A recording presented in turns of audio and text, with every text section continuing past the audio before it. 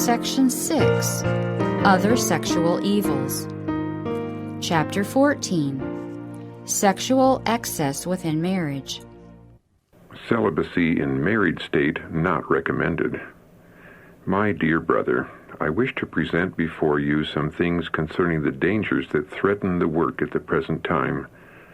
The work of Anna Phillips does not bear the signature of heaven. Note, in a testimony written on August 10, 1892, Anna Rice Phillips stated, "The time has come of which Paul spoke when he said, 'But this I say, brethren, the time is short. It remaineth that both they that have wives be as though they had none.'" Satan will make you feel that you cannot give up this one thing, that it is yours by right, my brother. But is it when God has spoken? Back to the text. I know what I am talking about. In our first experience in the infancy of this cause, we had to meet similar manifestations. Many such revelations were given, and we had a most disagreeable work in meeting this element and giving it no place.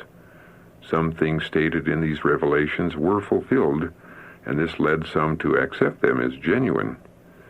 Young, unmarried women would have a message for married men, and in no delicate words would tell them to their face of the abuse of the marriage privileges. Purity was the burden of the messages given, and for a while everything appeared to be reaching a high state of purity and holiness. But the inwardness of these matters was open to me. I was shown what would be the outcome of this teaching. Those who were engaged in this work were not a superficial, immoral class, but persons who had been the most devoted workers. Satan saw an opportunity to take advantage of the state of things and to disgrace the cause of God. Those who thought themselves able to bear any test without exciting their carnal propensities were overcome, and several unmarried men and women were compelled to be married. I am afraid of those who feel so great a burden to labor in this direction. Satan works upon the imagination so that impurity is the result instead of purity. Jesus did not enforce celibacy upon any class of men. He came not to destroy the sacred relationship of marriage, but to exalt it and restore it to its original sanctity. He looks with pleasure upon the family relationship where sacred and unselfish love bears sway. The expenditure of vital energy. Many parents do not obtain the knowledge that they should in the married life. They are not guarded lest Satan take advantage of them and control their minds and their lives. They do not see that God requires them to control their married lives from all excesses, but very few feel it to be a religious duty to govern their passions. They have united themselves in marriage to the object of their choice, and therefore reason that marriage sanctifies the indulgence of the baser passions. Even men and women professing godliness give loose rein to their lustful passions, and have no thought that God holds them accountable for the expenditure of vital energy, which weakens their hold on life and enervates the entire system. Excessive sexual indulgence. The marriage covenant covers sins of the darkest hue. Men and women professing godliness debase their own bodies through the indulgence of the corrupt passions, and thus lower themselves beneath the brute creation. They abuse the powers that God has given them to be preserved in sanctification and honor. Health and life are sacrificed upon the altar of base passion. The higher, nobler powers are brought into subjection to the animal propensities. Those who thus sin are not acquainted with the result of their course. Could all see the amount of suffering that they bring upon themselves by their own sinful indulgence, they would be alarmed, and some, at least, would shun the course of sin that brings such dreaded wages. So miserable an existence is entailed upon a large class that death would be preferable to life, and many do die prematurely, their lives sacrificed in the inglorious work of excessive indulgence of the animal passions. Yet because they are married, they think they commit no sin. Men and women, you will one day learn what is lust and the result of its gratification. Passion of just as base a quality may be found in the marriage relation as outside of it. The wife's dignity and self-respect. Many professed Christians who passed before me seemed destitute of moral constraint. They were more animal than divine. In fact, they were about all animal. Men of this type degrade the wife whom they have promised to nourish and cherish.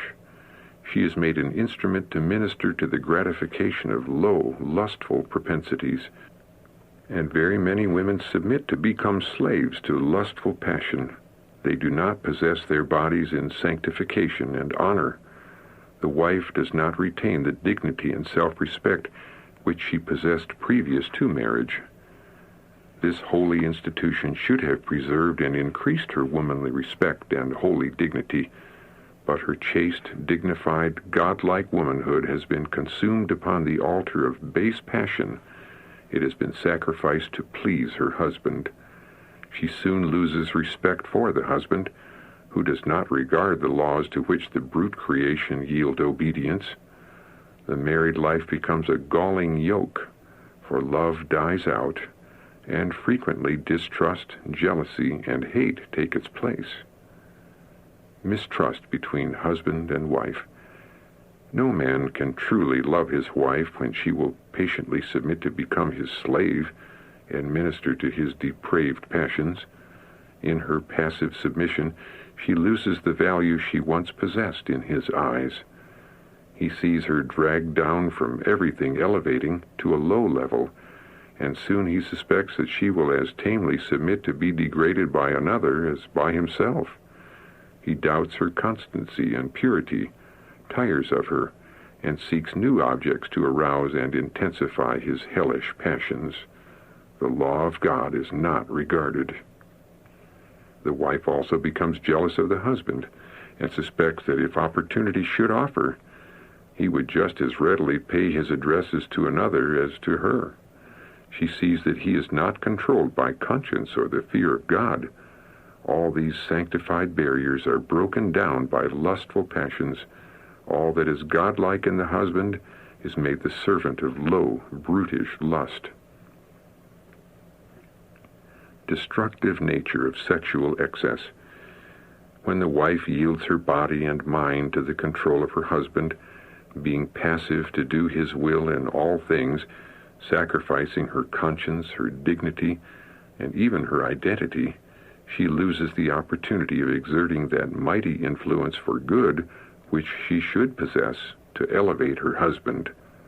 She could soften his stern nature, and her sanctifying influence could be exerted in a manner to refine and purify, leading him to strive earnestly to govern his passions and be more spiritually minded, that they might be partakers together of the divine nature, having escaped the corruption that is in the world through lust.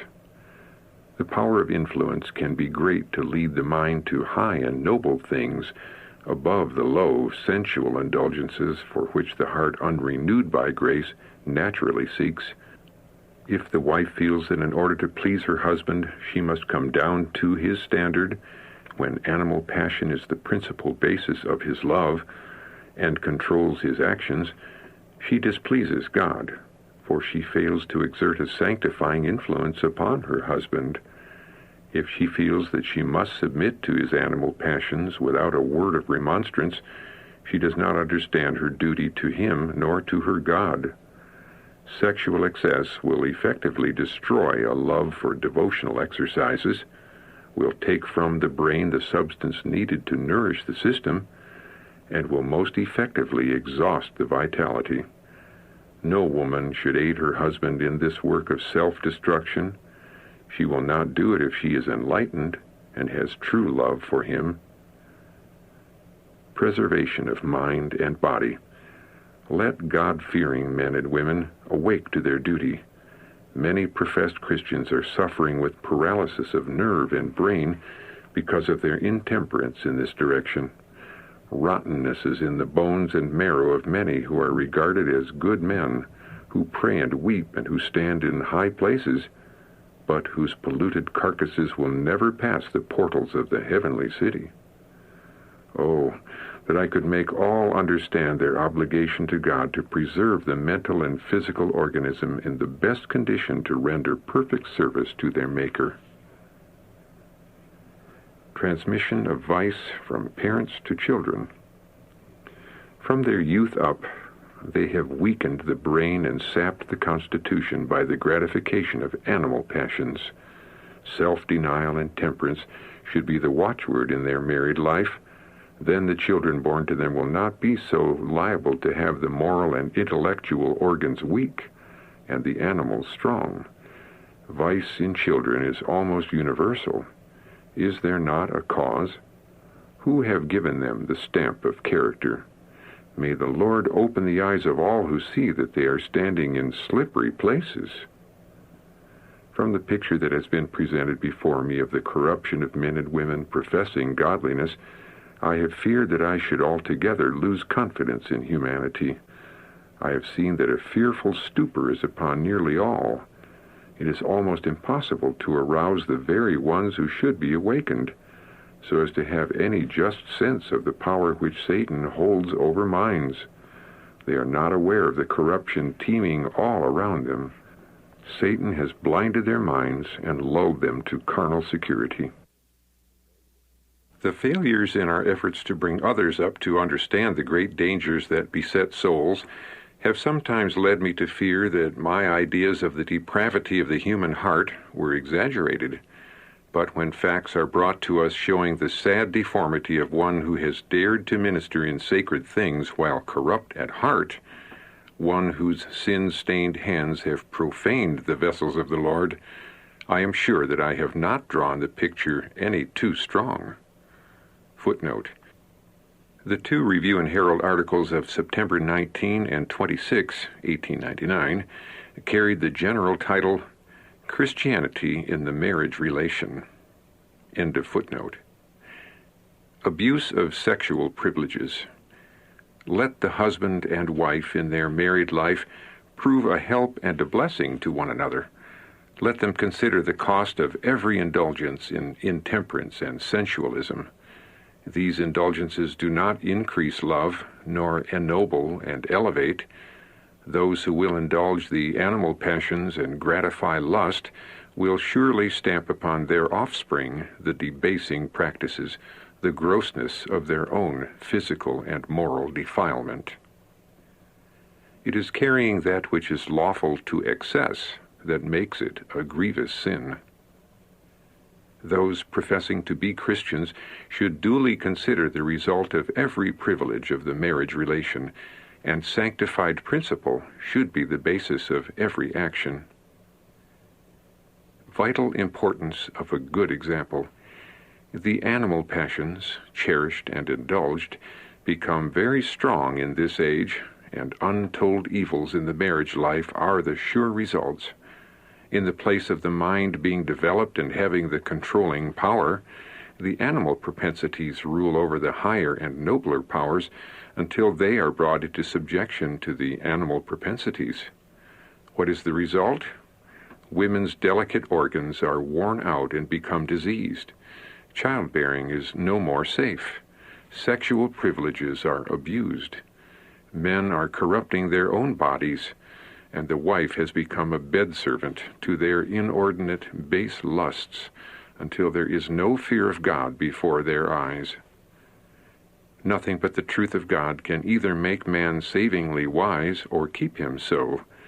If there is an immortal life to be obtained, if a pure and holy character must be developed in order to gain entrance to the presence of the Lord God and the society of heavenly angels, then why do not teachers, physicians, and preachers act this in their example by their teaching? Why are they not more zealous for the Master? Why do they not have burning love for souls for whom Christ died? If man is to become immortal, his mind must be in harmony with God's mind. The true disciple in the school of Christ, whose mind is in harmony with the mind of God, will be not only constantly learning, but teaching as well as learning, constantly reflecting light, teaching upward and away from the common prevailing errors of this perverse and adulterous generation. A Christian is to be constantly watching the pattern and imitating the holy example of Jesus. Then a right spirit will be infused into the life and character of others. If God were daily sought in earnest, humble prayer for light and for guidance, there would be a sure detecting in the individual course of action. Unholy practices and many unholy plans would be repressed, and Jesus would be made the rule of life. Lower passions and an unhealthy mind. The lower passions are to be strictly guarded. The perceptive faculties are abused, terribly abused, when the passions are allowed to run riot. When the passions are indulged, the blood, instead of circulating to all parts of the body, thereby relieving the heart and clearing the mind, is called in undue amount to the internal organs. Disease comes as the result. The mind cannot be healthy until the evil is seen and remedied. Indulgence weakens the moral powers. Said Paul, "With my mind serve I the law of God." Becloud this mind through indulgence of animal appetite and passions, and the moral powers are weakened, so that the sacred and common are placed upon a level